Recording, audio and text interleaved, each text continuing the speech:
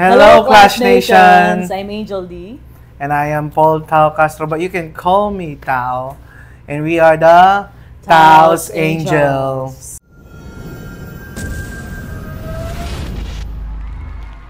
Biglang kinabahan na may halong excitement. Pero nang ibabaw yung kinabahan ba? Agad-agad. Oo. Ako po, ang reaction ko po ay bukod sa kinabahan, syempre nandun yung pagod. Pero excited ako.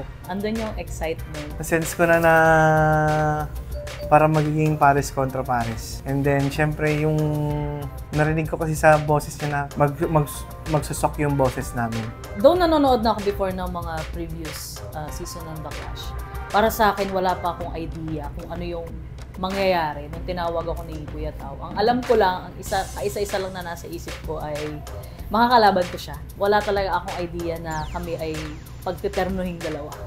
Again, this is Angel D. And this is Tao, and we are the Tao's Angels.